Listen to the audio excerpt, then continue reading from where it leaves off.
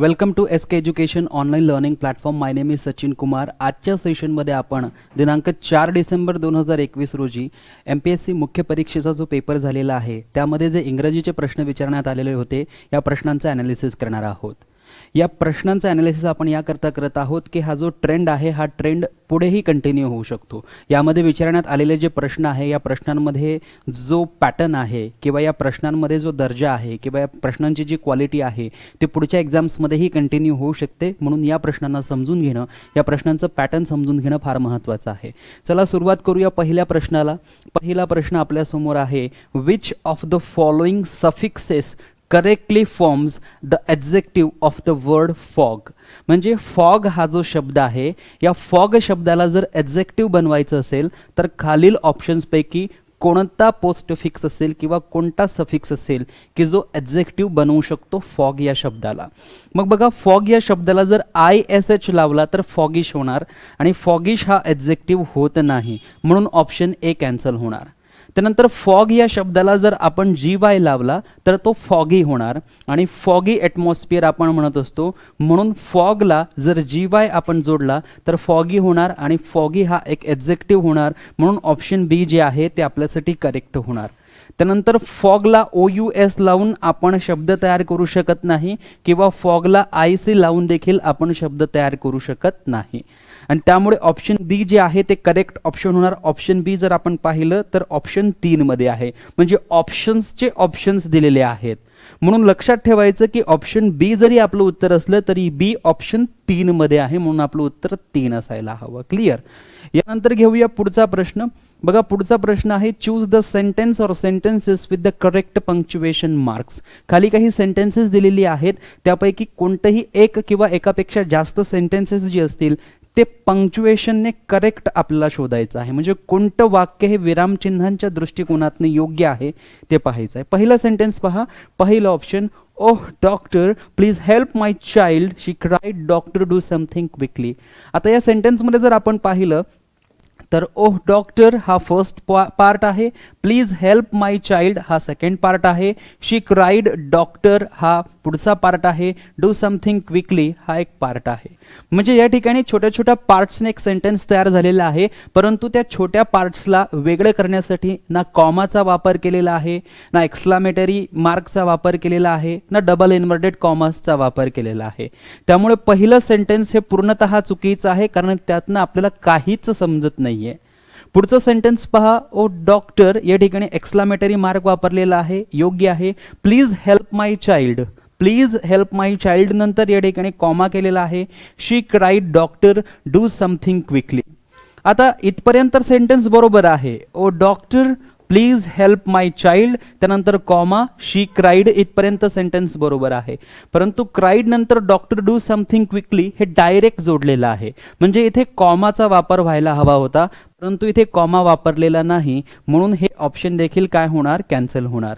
त्यानंतर पुढे बघा, oh doctor please help my child she cried, doctor do something quickly. आता या सेंटेन्समध्ये ओ डॉक्टर हा एक एक्सक्लामेटरी पार्ट आहे, त्यामुळे याच्यानंतर इथे आपल्याला एक्सक्लामेटरी पॉइंट असायला हवा होता, परंतु इथे त्यांनी कॉमा वापरलेला आहे, म्हणून हे ऑप्शन देखील कॅन्सल होणार. त्यानंतर पहा, ओह डॉक्टर याच्यानंतर आपल्या ठिकाणी एक्सक्लामेटरी मार्क दिसतंय, प्लीज हेल्प माय चाइल्ड त्यानंतर पुन्हा एकदा कॉमा दिसतोय, म्हणजे बघा इथे पूर्णतः व्यवस्थित आहे. ओह डॉक्टर त्यानंतर exclamatory mark, please help my child माझ्या चाइल्डची मदत करा. आणि या दोन्ही सेंटेन्सेसला बघा इथे डबल इन्व्हर्टेड कॉमाने पॅक केलेला आहे, इथे डबल इन्व्हर्टेड कॉमा यूज केलेला आहे. त्यानंतर बघा इथे शी क्राईड लिहिलेलं आहे, पुन्हा एकदा कॉमा वापरलेला आहे आणि पुढे जे सेंटेन्स आहे ते सेंटेन्स पहा यांनी डबल इन्व्हर्ट कॉमामध्ये वापरलेला आहे, म्हणजे रडता रडता तिनेही दोन सेंटेन्सेस यूज केलेली आहे. आणि doctor do something quickly, so या ठिकाणी बघा डॉक्टर आणि डू मध्ये हा कॉमा वापरलेला आहे, सो हा अगदी योग्य आहे.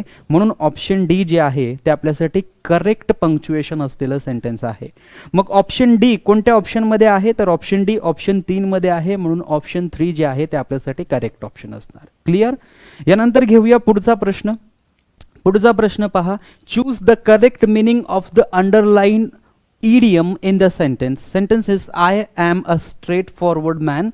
I'm a straightforward man. I do not believe in double dealings. I do not believe in double dealings. Double डिलिंग्सला या ठिकाणी अंडरलाईन करण्यात आलेला आहे आणि डबल डिलिंग्स या इडियमचा अर्थ आपल्याला विचारलेला आहे. डबल डिलिंगचा अर्थ काय होतो? कुणाला तरी फसवणे, कुणाला तरी चीट करणे. आणि त्या अर्थाने पाहूया डबल बिझनेस. डबल डिलिंगचा अर्थ डबल बिझनेस होत नाही. या ठिकाणी बघा डिसिव्ह दिलेला आहे. डिसिव्हचा अर्थ होतो फसवणे, म्हणून ऑप्शन 2 करेक्ट ऑप्शन होणार. की डबल डिलिंगचा करेक्ट मिनिंग काय होणार? डिसिव्ह. डिसिव्हचा अर्थ होतो फसवणे. डबल प्रॉफिट म्हणजे डबल डिलिंग्स होत नाही. आणि पॉलिटिक्स म्हणजे राजकारण. राजकारणाला आपण डबल डिलिंग्स म्हणत नाही. राजकारणात डबल डिलिंग्स होते जरूर, परंतु राजकारणाला डबल डिलिंग्स म्हणता येत नाही. डबल डिलिंग्स कशाला म्हणू शकतो? जिथे कोणीतरी व्यक्ती फसवला जातो त्याला डबल डिलिंग्स म्हटलं जातं. त्यानंतर पुढचा प्रश्न पहा. The building was surrounded by a team of special commandos. Change it into active voice. हे जे सेंटेन्स आहे हे सेंटेन्स पॅसिव्ह व्हॉइसमध्ये आहे, त्याला ॲक्टिव्ह व्हॉइसमध्ये चेंज करायचं आहे. सोपं आहे. बघा द बिल्डिंग काय आहे? सब्जेक्ट आहे. वॉज प्लस V3 काय आहे?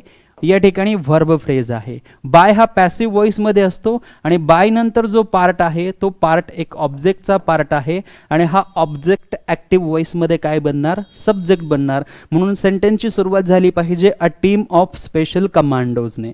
मग आपण पाहू शकतो a team of special commandos, a team of special commandos, a team of special commandos, again a team of special commandos. सर्व ऑप्शनची सुरुवात या ठिकाणी अ टीम ऑफ स्पेशल कमांडोजने झालेली आहे. आता हा वॉज प्लस V3 आहे आणि हा वॉज प्लस V3 जेव्हा ॲक्टिव्ह व्हॉइसमध्ये जाईल तेव्हा तो व्हर्बचा सेकंड फॉर्म बनणार, V2 बनणार. मग व्हर्बचा सेकंड फॉर्म कोणता बनणार? फक्त सराउंडेड बनणार. म्हणजे a team of special commandos नंतर आपल्याला फक्त सराउंडेड हा शब्द मिळायला हवा. मग इथे बघा सराउंड्स हा शब्द आहे एस वाला, हा V1 आहे आणि त्याला एस लावलेला आहे.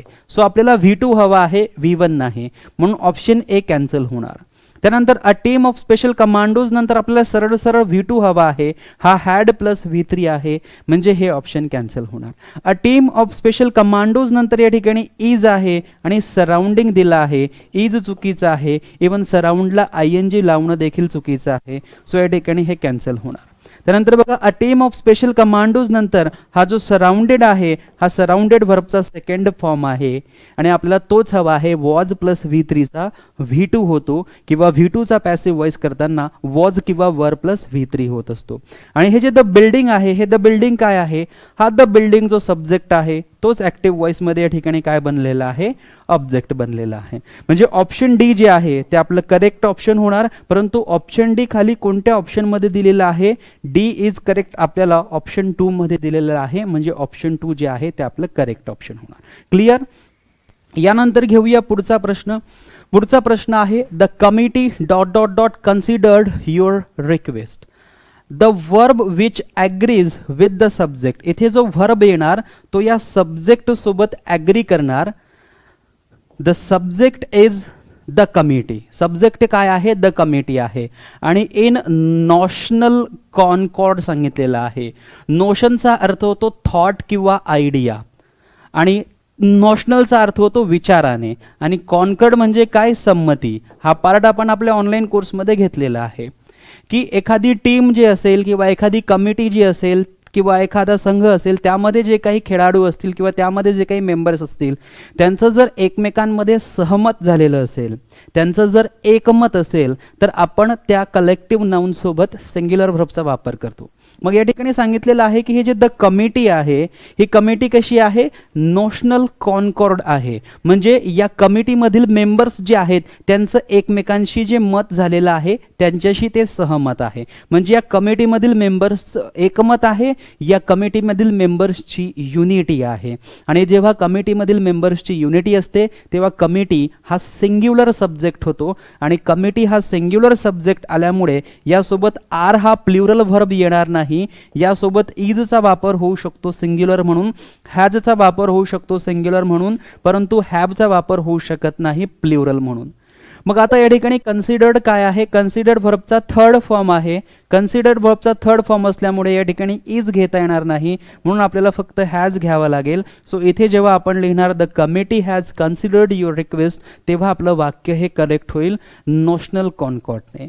मग या ठिकाणी हॅज आल्यामुळे आपल्याला ऑप्शन सी सोबत जावं लागेल, आणि ऑप्शन सी जर आपण पाहिलं तर ऑप्शन 1 मध्ये आहे, म्हणून ऑप्शन 1 आपलं फायनल आन्सर असेल. क्लिअर. यानंतर घेऊया पुढचा प्रश्न. पुढचा प्रश्न आहे choose the words having opposite to that of. आता हा शब्द आहे बॉइस्ट्रस. हा बॉइस्ट्रस शब्द यापूर्वी सरळ सेवा परीक्षांमध्ये विचारण्यात आलेला होता, आणि मला असं वाटतं 2011च्या पेपरमध्ये देखील आपल्याला बॉइस्ट्रस हा शब्द विचारण्यात आलेला आहे. बॉइस्ट्रस या शब्दाचा अर्थ होतो गोंधळयुक्त. गोंधळयुक्त किंवा याला आपण नॉइझी असं म्हणू शकतो. जो नॉईज करतो किंवा जो गोंधळ करतो त्याला आपण काय म्हणतो, नॉइझी म्हणतो. त्यानंतर या ठिकाणी राऊडी हा शब्द आहे. राऊडी या शब्दाचा अर्थही गोंधळ करणारा होतो. जो गोंधळयुक्त असेल, जो नॉइझी असेल, त्याला आपण बॉइस्ट्रसही म्हणतो आणि राऊडीही म्हणतो. परंतु इथे बघा आपल्याला हा अपोजिट शब्द विचारलेला आहे, त्यामुळे आपल्या ऑप्शनमध्ये ए येऊ शकत नाही. ए आपलं उत्तर होऊ शकत नाही. त्यानंतर बघा काम म्हणजे काय, काम म्हणजे शांत. आपण म्हणतो ना कीप काम.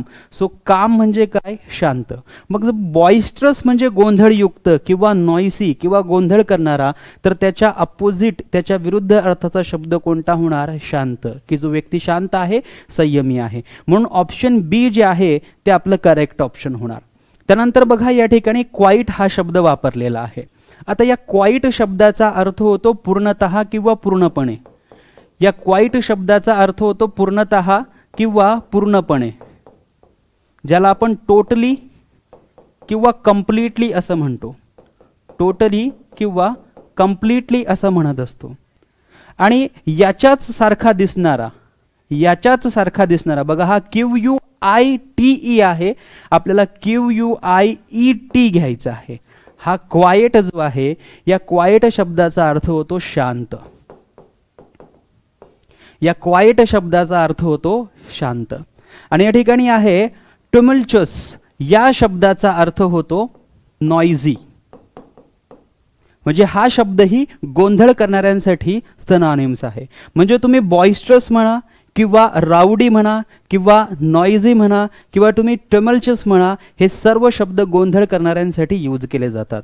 मग आपण जर पाहिलं तर आपल्याला करेक्ट मीनिंग देणारा शब्द कोणता आहे, बी आहे. मग बघा बी कोणत्या ऑप्शनमध्ये आहे, पहिल्या ऑप्शनमध्ये बी नाही, तिसऱ्या ऑप्शनमध्ये बी आहे, त्यानंतर दुसऱ्या ऑप्शनमध्ये देखील बी आहे, चौथ्या ऑप्शनमध्ये देखील बी आहे.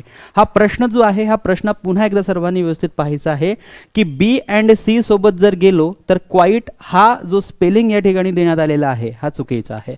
त्यामुळे हा प्रश्न कॅन्सल होऊ शकतो. तुम्ही गुगल चेक करू शकतात की शांत या शब्दासाठी क्वाईट हा शब्द वापरला जातो की क्वाईट हा शब्द वापरला जातो. हा क्वाईट शब्द एक ॲडवर्ब म्हणून वापरला जातो जनरली, केव्हा, जेव्हा आपण टोटली किंवा कम्प्लिटली या अर्थाने घेत असतो. आणि हा जो शब्द आहे हा क्वाईट शब्द आहे. कीप क्वाईट असं म्हटलं जातं की शांत राहा.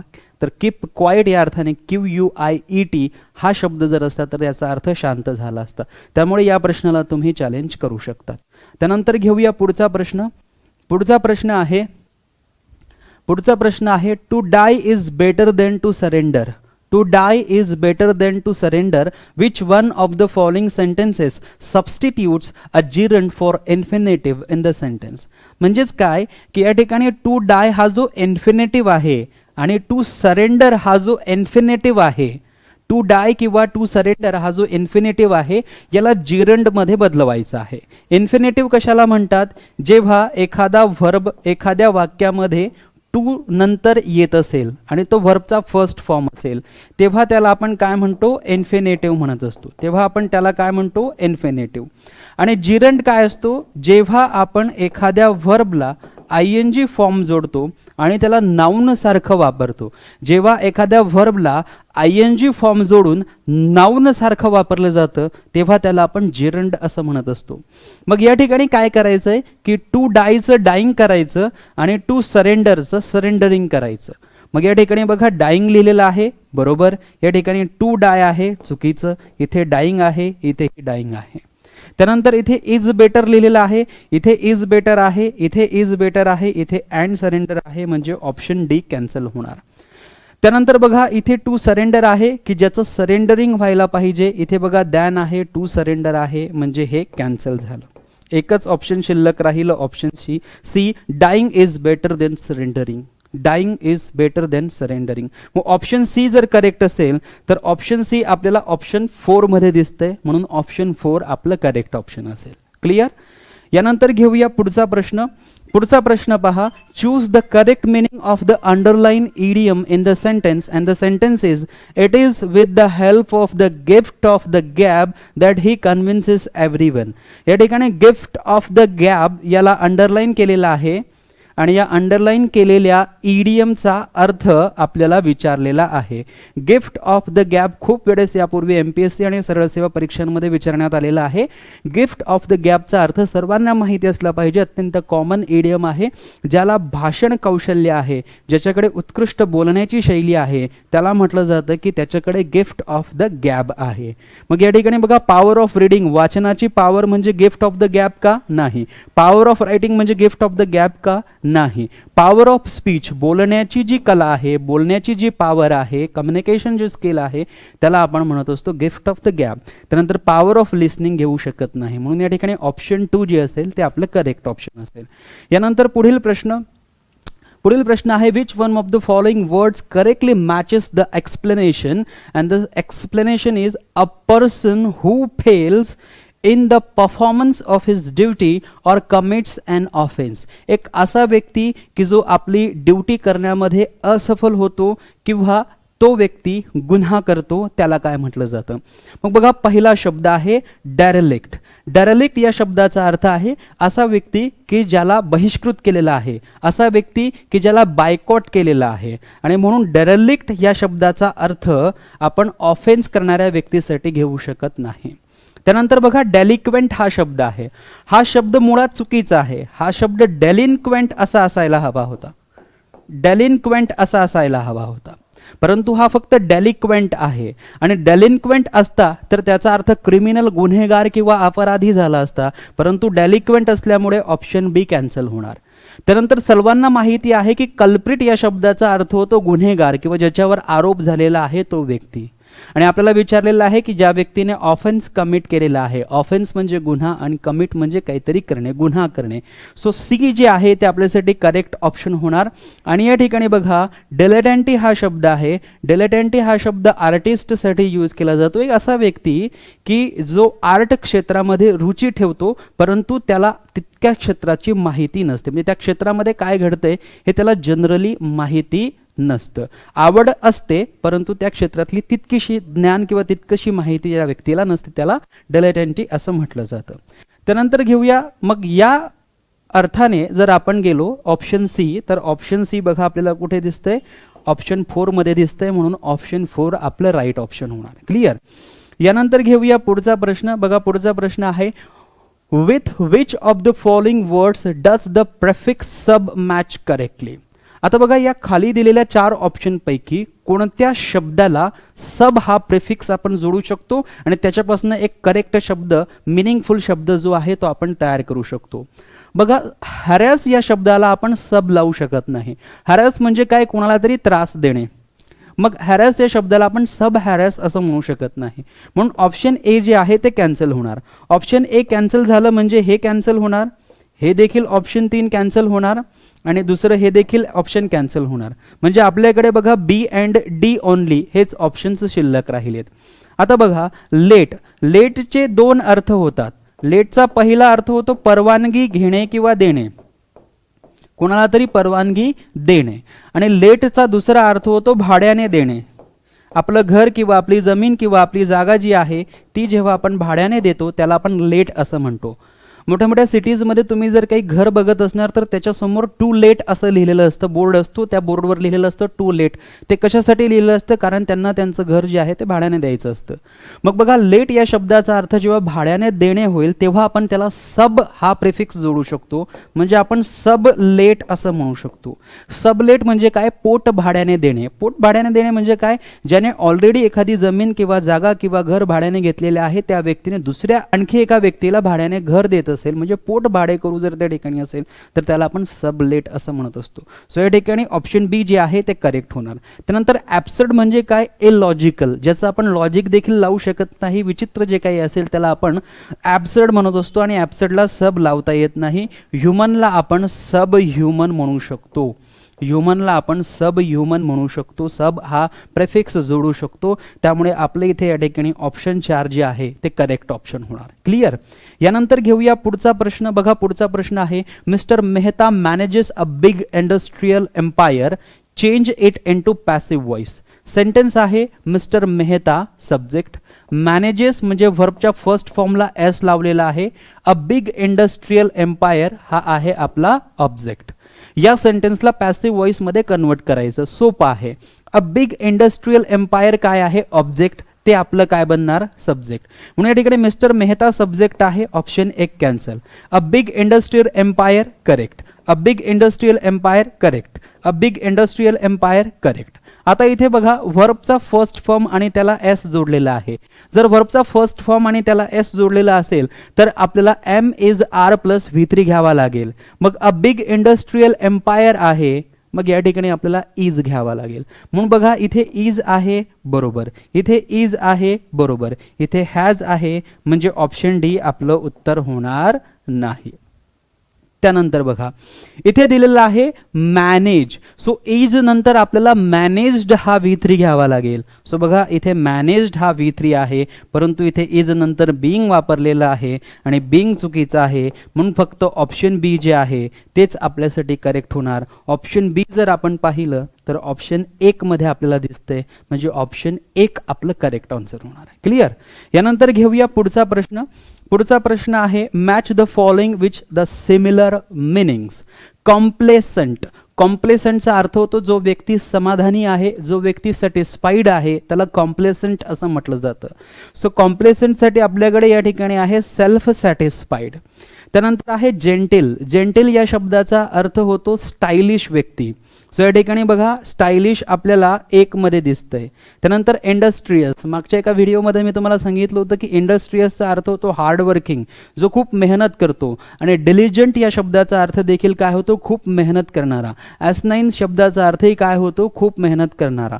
सो या ठिकाणी बघा, इंडस्ट्रियस या शब्दाशी डिलिजंट हा शब्द अगदी मिळता जुळता आहे. आणि रेज म्हणजे काय? टू गो रुइंड किंवा कम्प्लिटली डिस्ट्रॉय असं आपण म्हणू शकतो. म्हणून बघा, कम्प्लेसंटसाठी आपल्याला ऑप्शन 3 जावं लागेल. इथे बघा 3 मध्ये 3 आहे आणि 4 चीही 3 ची सुरुवात होत आहे. जेंटिल म्हणजे बी साठी आपल्याला 1 घ्यावं लागणार. तर या ठिकाणी बी साठी 4 आहे, म्हणजे ऑप्शन 3 होणार नाही, 2 होणार नाही, 1 होणार नाही. चौथं ऑप्शन जे आहे ते आपलं करेक्ट होणार, कारण बी साठी या ठिकाणी काय आहे? 1 आहे. त्यानंतर बघा, सी साठी बरोबर आपल्याला 2 बघायचं आहे, तर सी साठी या ठिकाणी बघा 2 दिलेला आहे. त्यानंतर डी साठी जर आपण गेलो तर 4 आहे, डी साठी गेलो तर या ठिकाणी 4 आहे, म्हणजे चौथा ऑप्शन जे आहे ते आपल्यासाठी करेक्ट होणार. त्यानंतर पुढचा प्रश्न घेऊया. पुढचा प्रश्न आहे, gentlemanliness is a discount these days. At a discount म्हणजे काय? की इझी अवेलेबल असणे. मग या ठिकाणी बघा, the underline idiom in this sentence above means. At a डिस्काउंटला या ठिकाणी अंडरलाईन करण्यात आलेला आहे आणि यासाठी बघा, neglected, declining, easily available and cheap हे आपल्याला दिलेलं आहे. त्यामुळे बघा, नेग्लेक्टेड होणार नाही, डिक्लाइंड होणार नाही, इझिली अवेलेबल ऑप्शन बी करेक्ट आहे, चीप होणार नाही. मग आपण जर पाहिलं ऑप्शन बी, तर ऑप्शन बी आपल्याला या ठिकाणी दिसतंय ऑप्शन 1 मध्ये. तर या पद्धतीने आपण हे प्रश्न पाहिलेले आहेत. आणखी बरेच प्रश्न शिल्लक आहेत. ते प्रश्न आपण आपल्या पुढील भागामध्ये घेऊया. आजच्या भागामध्ये आपण जे काही प्रश्न घेतलेले आहेत त्या प्रश्नांचा ट्रेंड आपल्याला लक्षात ठेवायचा आहे की पंक्च्युएशनवर आपल्याला प्रश्न विचारण्यात आलेला आहे. पॅसिव्ह व्हॉइसवर, ॲक्टिव्ह व्हॉइसवर आपल्याला 2 प्रश्न विचारण्यात आलेले आहेत. जवळपास 3 ते 4 प्रश्न आपल्याला इडियम्सवर विचारण्यात आलेले आहेत. 2 प्रश्न आपल्याला जे विचारले आले आहेत ते सिनॉनिम्सवर विचारण्यात आलेले आहेत. तर अशा प्रकारे प्रश्न जे आहेत ते आत्तापर्यंत आपण जवळपास 13 प्रश्न घेतलेले आहेत आणि या 13 प्रश्नांचा पॅटर्न आपल्याला समजून घ्यायचा आहे. तर आजच्या सेशनमध्ये फक्त इतकंच. भेटूया पुढच्या एका नवीन सेशनमध्ये महत्त्वपूर्ण राहिलेल्या प्रश्नांसह. तोपर्यंत या प्रश्नांचा व्यवस्थित सराव करा. Thank you so much. Take care. Bye bye.